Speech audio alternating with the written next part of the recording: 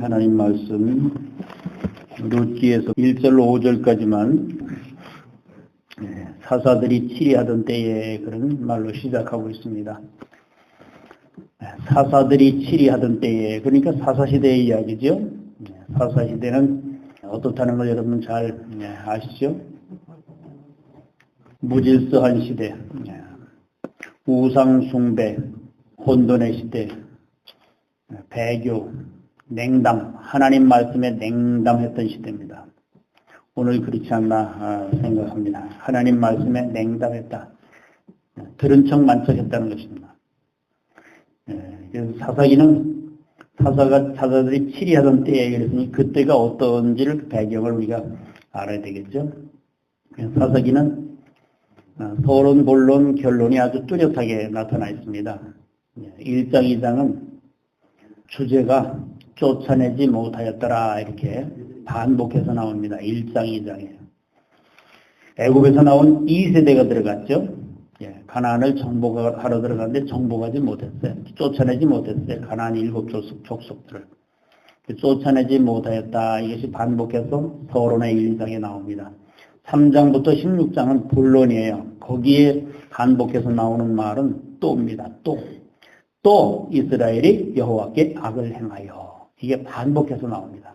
그럴 때마다 하나님은 사사를 보내셔서 그 사사들로 하여금 대적을 물리치게 하고 그 땅에 평화를 주시고, 악을 행하면 하나님이 대적을 붙이시고, 이렇게 또 여호와께 이스라엘이 악을 행하여 이렇게 나오고, 17장부터는 결론 부분인데요.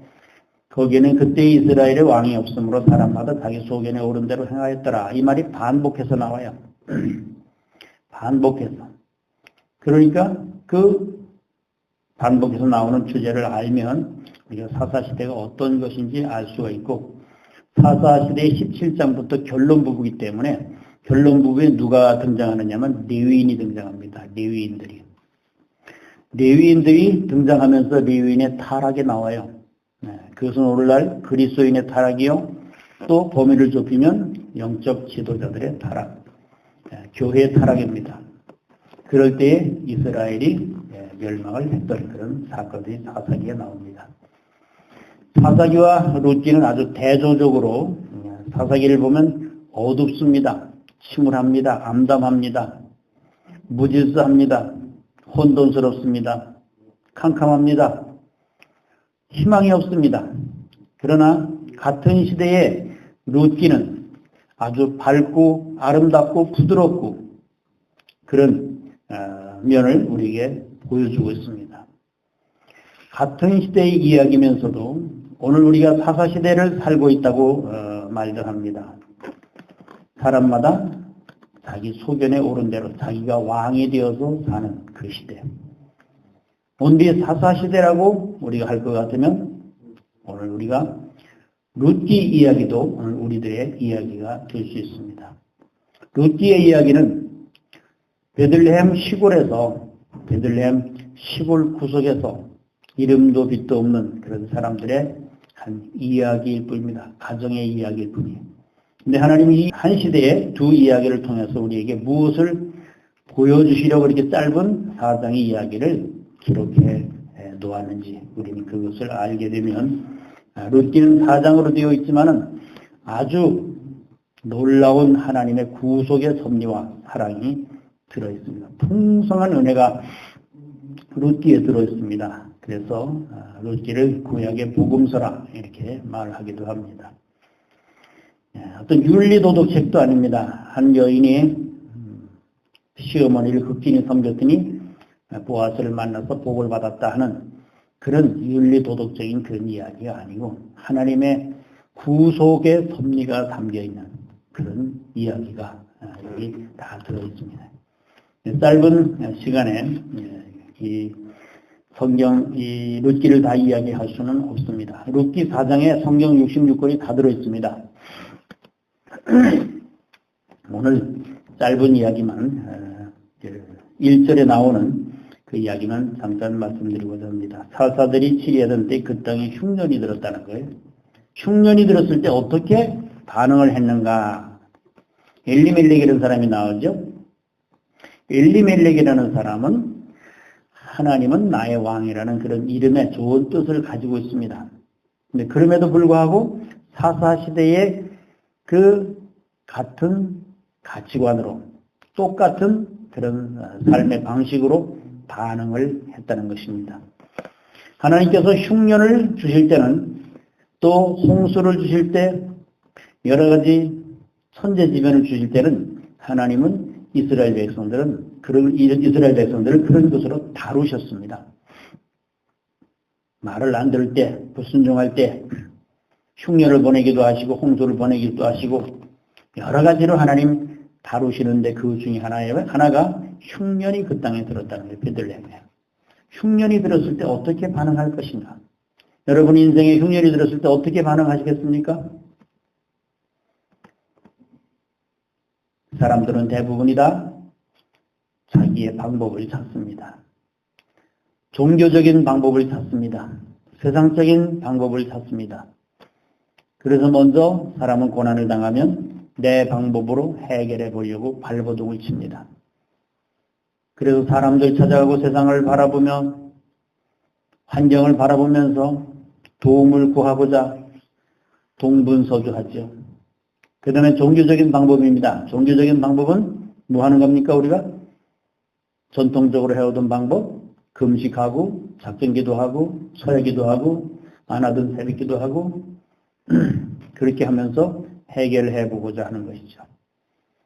그러나 하나님은 그런 방법을 한다고 해서 해결해 주시지 않습니다. 그렇게 해서 해결된다고 하면 하나님을 크게 온전히 알 수도 없을 뿐더러 진리가 무엇인지 참 복음이 무엇인지 생명이 사망이 무엇인지를 알 수가 없습니다. 그러나 하나님은 그런 방법으로 우리 인간적인 종교적인 세상적인 방법으로 우리가 들이댄다고 해서 해결해 주시는 것이 아니라 하나님은 근본적으로 우리에게 참 생명의 지식을 주시기 위해서 혹독하게 우리를 다루어 가시는 것을 볼 수 있습니다. 흉년이 왔을 때, 인생의 흉년이 왔을 때 이들은 어떻게 되겠습니까? 하나님의 징계로 받아들여야 됩니다. 그리고 그 자리에 엎드려서 회개하면서 하나님을 바라보면서 끝까지 믿음으로 그 흉년이 지나가기까지 기다려야 하는 것입니다. 정화되는 시간이죠.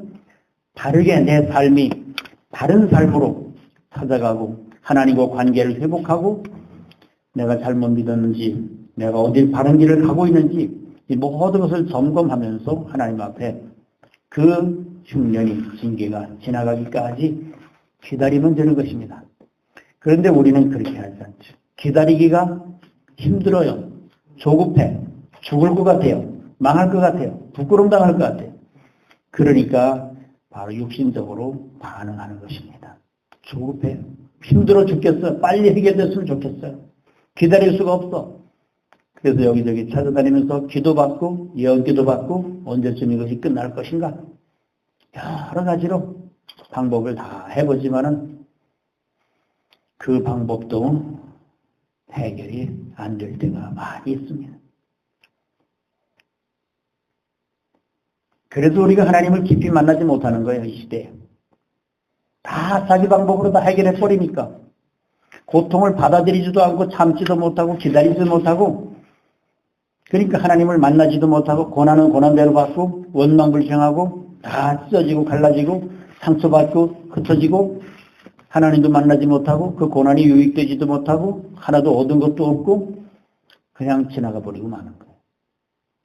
흉년의 때에 내가 오늘 문제를 만났다. 내 가정에 내 인생에 흉년을 만났다 할 때는 자기가 왕이 되어서 내 마음대로 내 뜻대로 내가 좌지우지하지 말고 하나님 앞에 엎드려서 하나님이 나의 문제를 처리하게 해달라고 하나님께 맡기고 그분이 나를 내 마음을 문제를 사건을 다스리도록 그분께 맡겨 드려야 되는 것입니다.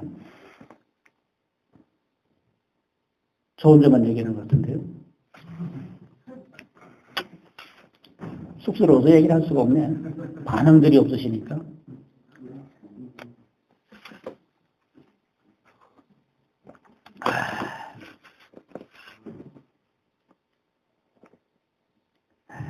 으쌰으쌰 하고 불러불러 해야 조용조용 좀 알아듣게 이렇게 말씀드리면 잘 반응이 없는 것 같아요. 재미도 없어. 이거는 잘 들으셔야 돼요. 아주 이 룻기는 귀중한 책이기 때문에 처음부터 잘 듣지 못하면, 맥을 잡지 못하면요, 무슨 얘기인지 몰라요. 인생의 흉년을 만났을 때 멜릭이라는 사람은 하나님은 나의 왕이라는 그림을 가지고 있다 그랬어요. 그러면 하나님이 왕노로 하시도록, 사사기는 뭐예요? 왕이 없다는 거예요. 이스라엘의 왕은 누굽니까? 하나님이에요. 오늘 우리의 왕은 누굽니까? 하나님이에요. 예수님이에요. 성령님이에요. 그러면 성령님께 구하고 성령님의 감동을 따라서 기도하고 그분이 인도하시는 대로 묻고 행해야 되는 거예요. 근데 우리가 먼저 앞장을 선다 그 말입니다. 우리가 먼저 여기저기 찾아다니고 능력 있는데 기도 뭐 하는데 찾아다니면서 내가 다 해버리고 만다니까 문제 해결을 내가 하면 안 돼요. 하나님이 하시도록 맡겨드려야 됩니다. 1년이 가든 10년이 가든 하나님이 하셔야 돼요. 그래야 내가 만들어지고 내가 다듬어지고 내가 정화되고 내가 하나님의 사람으로, 거룩한 사람으로 예수의 형상을 덧입게 되고 영의 사람이 되는 것이고 진리의 생명의 사람이 되는 겁니다. 그렇지 않고 내가 다 종교적인 방법으로, 전통적인 방법으로 다 해결해버리고 금식하고 작정기도 하고 뭐고 다 해버리면 나는 만들어지질 않아요. 하나도 나는 만들어지지 않고 땡땡이 그대로 있는 거예요. 흉년이 지나가고 고난이 지나가고 사단이 지나가고 태풍이 지나가도 하나도 만들어지지 않고 다듬어지지도 않고 그냥 땡땡이 그대로 있는 거예요. 그러니까 아무런 하나님의 역사가 없는 거죠. 하나님의 은혜가 나타나지 않는 거예요. 하나님의 살아계심을 체험하지 못하는 거예요.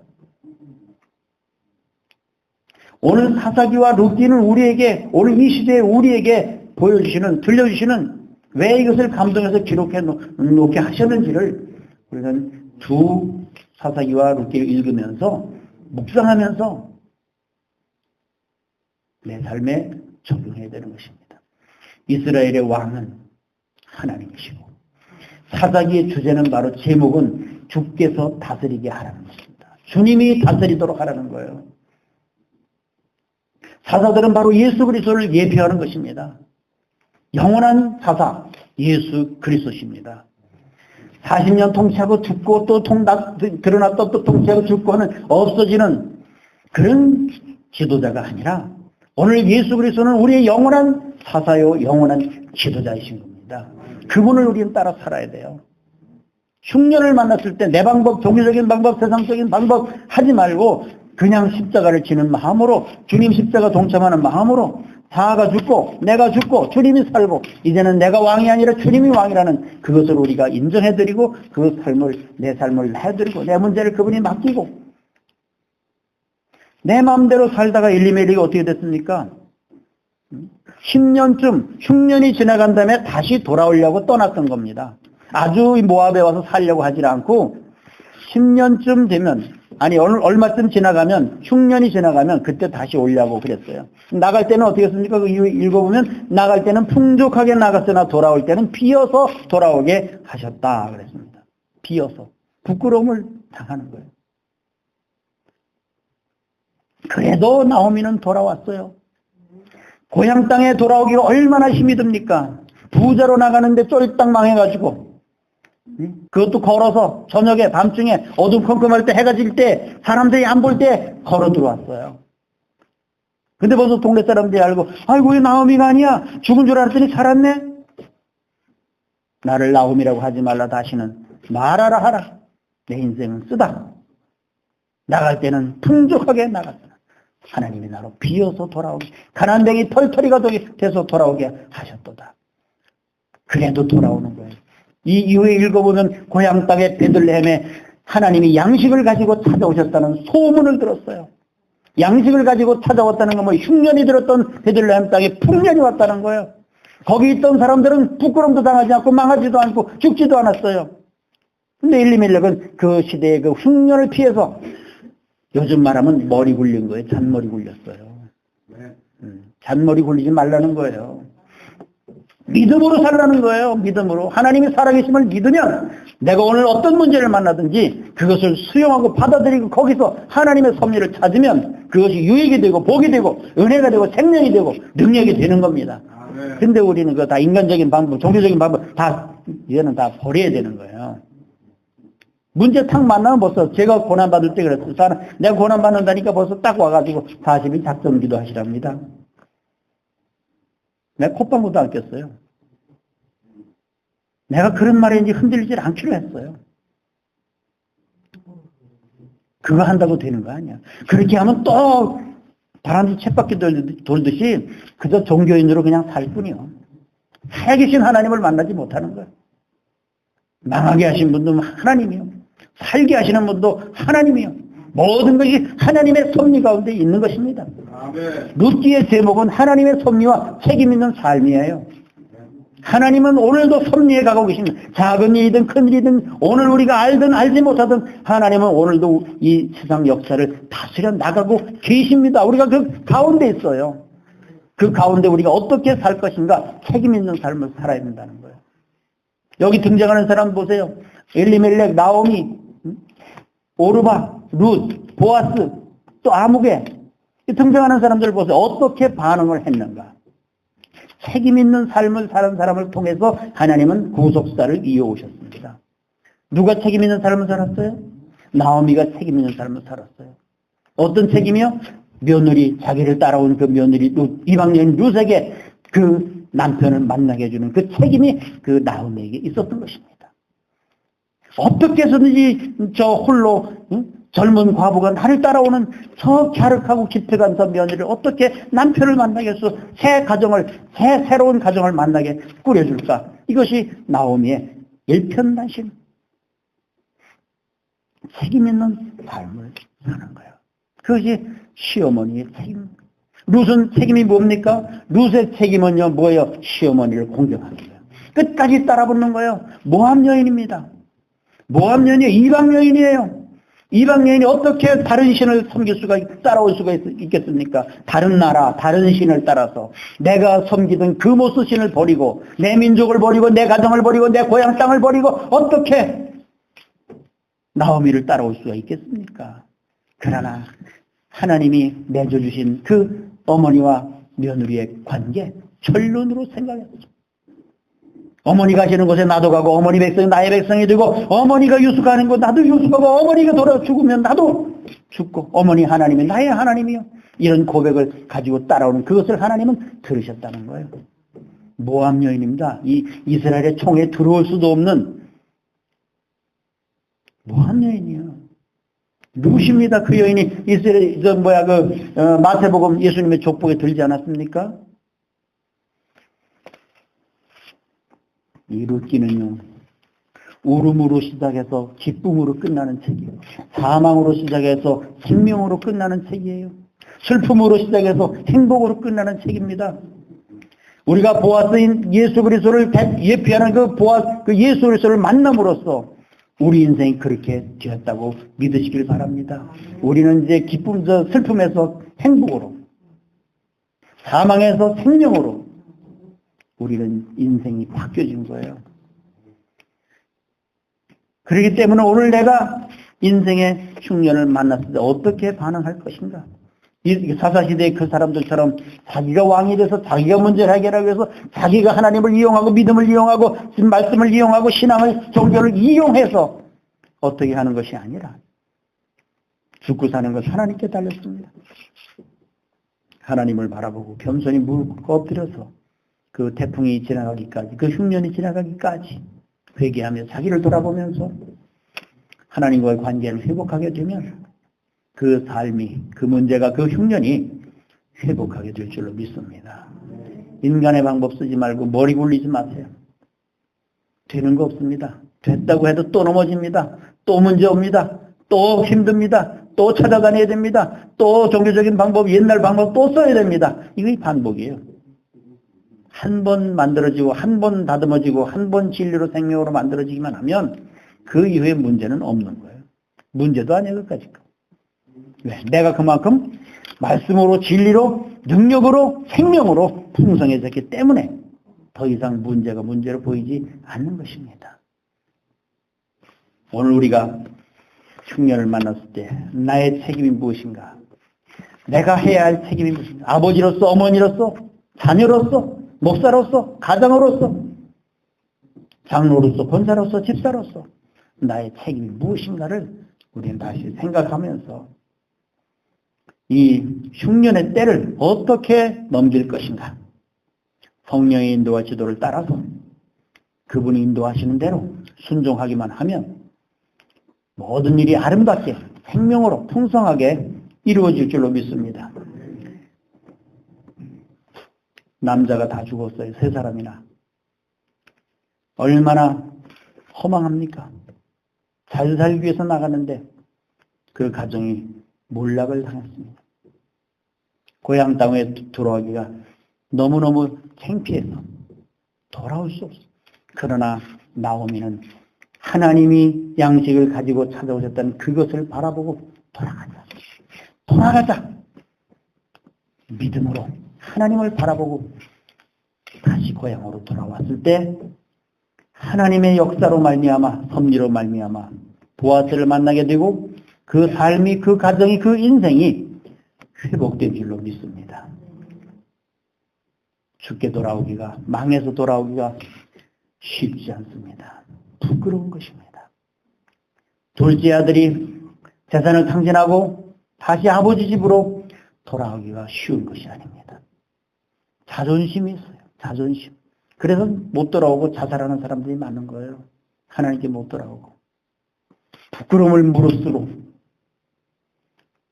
하나님 앞에 돌아올 때 하나님은 그 인생을 회복시켜 주실 줄로 믿습니다. 그런 사례들이 성경에 많이 나옵니다.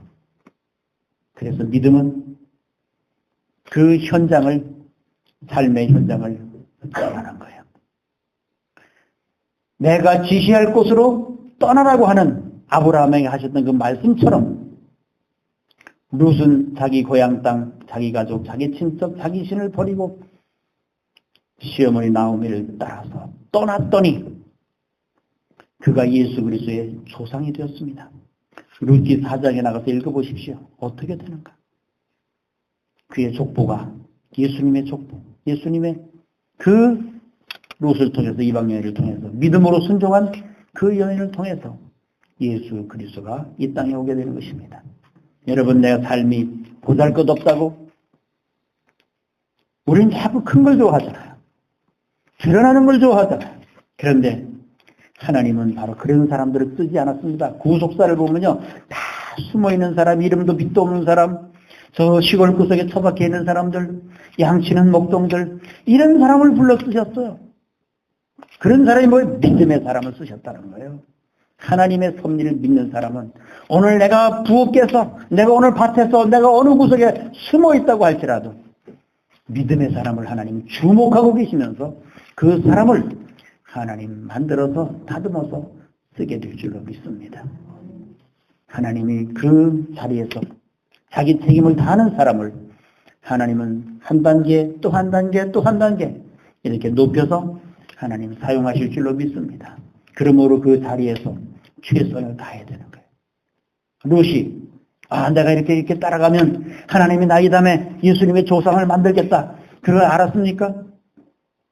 요셉이 내가 여기서 충성하고 보디발에서 집에 충성하고 감옥에서 충성하면 이 다음에 애굽의 총리가 되겠다. 그거 알고 했습니까? 아니에요. 아무것도 보잘것없는 한 소년이 그 현실에 종으로 충성했더니, 감옥에서 충성했더니, 자기 맡은 일에 충성했더니 하나님 바로 그 사람을 주목하시고 그 사람을 하나님의 구속사에 사용하였습니다. 요한복음 14장에 보니까 나를 사랑하느냐 내 계명을 지켜라.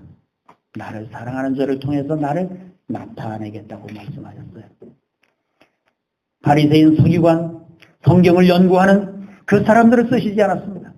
오늘 신학박사, 목회학박사, 무슨 철학박사, 무슨 박사 공부를 많이 한 사람을 쓰시지 아니하시고 이름도 빛도 없이 어느 구석에 있든지 하나님을 사랑하는 자를 통해서 하나님을 나타내시기를 원하십니다.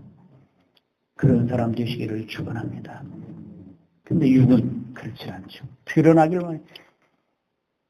그래서 좀 자랑하고 목에 힘도 주고 하나님의 일은 그렇게 되어지는 것이 아니라 정말로 보잘것없는 이방 여인을 통해서 모함 여인을 통해서 베들레헴 시골 구석에 다 몰락해서 다 끝난 더 이상 소망이 없는 절망이다.